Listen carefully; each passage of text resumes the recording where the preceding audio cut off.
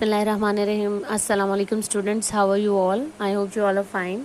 Yesterday we did the words meaning, words and tenses and explanation of your chapter A Polar Explorer. It's third lesson. And today we will do the question answers which are given in the notes you have collected from school. We will start it. Answer these questions. Your first question is, what did Amundsen mothers want him to be? अमंडसन की माँ क्या चाहती थी कि वो क्या बने, अमंडसन क्या बने. Did he follow her wishes, क्या उसने उसकी विशेस को पूरा किया या उसकी पैरवी की जो वो चाहती थी. Answer is Amundsen's mother wanted him to be a doctor. Amundsen की माँ चाहती थी कि वो एक डॉक्टर बने. अमंडसन जो है उसका बेटा वो एक डॉक्टर बने.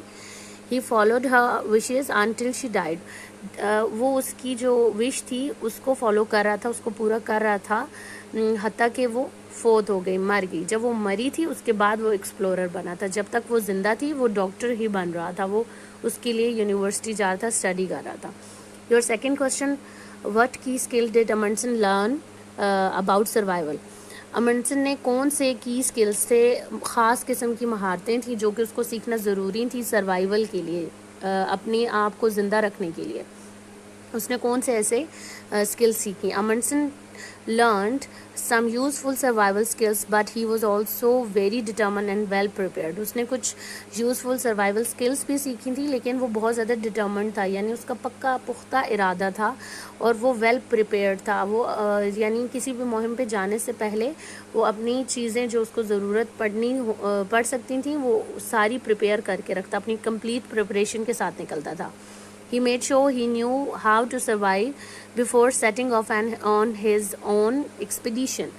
उसने इस चीज़ का मतलब यकीन दहानी की कि वो तमाम सर्वाइवल स्किल्स जानता. वो जानता हो कि कैसे सर्वाइव किया जा सकेगा इससे पहले कि वो अपने एक्सपीडिशन पे जाता. तो उससे पहले वो क्या करता था, वो दूसरों के क्रू में जाता था, बाकी ग्रुप्स में जाता था. वो खुद लीड नहीं करता था बल्कि वो दूसरों के ग्रुप में जाके वॉच करता था, ऑब्जर्व करता था, सर्वाइवल स्किल सीखता था. और अपने जो पहला एक्सपीडिशन था उस पर जाने से पहले भी उसने अपनी तमाम प्रिपरेशन कंप्लीट की थी. Your next question, when did Amundsen get to the North Pole. North Pole जो है वो कब गया. Amundsen got to the North Pole in 1925. 1925 में गया. और ये जो नॉर्थ पोल का इसका एक्सपीडिशन था वो इसका ऐसा एक्सपीडिशन था जिसमें वो खुद लीडर था. लेकिन जो साउथ पोल का था वो खुद किसी एक्सपीडिशन में उसने मतलब वो एक मेंबर के तौर पे गया था. What did Amundsen's companion mistake Eskimos for? Why?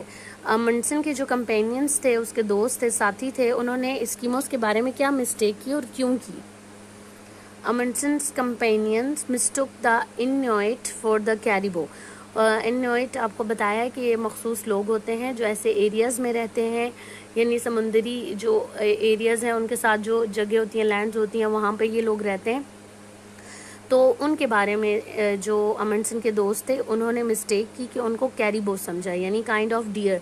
दूर से ऐसे लग रहा था कि ये कोई ख़ास किस्म की हिरन है, because they were so far away, क्योंकि वो बहुत दूर थे तो उनको नज़र नहीं आ रहे थे सही से और उनका रंग भी बहुत डार्क था, तो इसलिए उनको लगा दूर से कि ये कोई हिरन है, यानी कैरिबो है.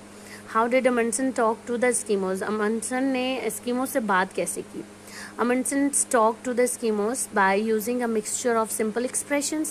उसने किस तरह एस्किमो से बात की, सिंपल एक्सप्रेशंस रखकर, अपने फेस पे सिंपल एक्सप्रेशंस रखे ताकि उनको ये ना लगे कि ये जो है अमंडसन जो है वो उनसे कोई हॉस्टाइल एक्टिविटी करना चाह रहा है, बल्कि फ्रेंडली एक्सप्रेशंस थे उसके, सिंपल एक्सप्रेशंस थे.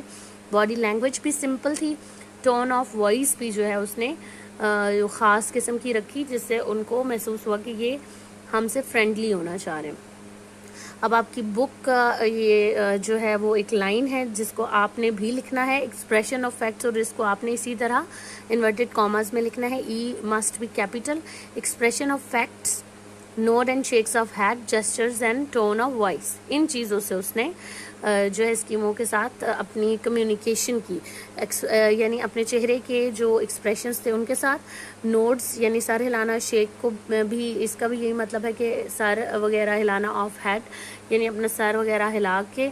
जेस्चर्स अपने इशारों से, और अपनी टोन ऑफ वॉइस अपने आवाज़ के उतार चढ़ाव से उनसे कम्युनिकेट किया.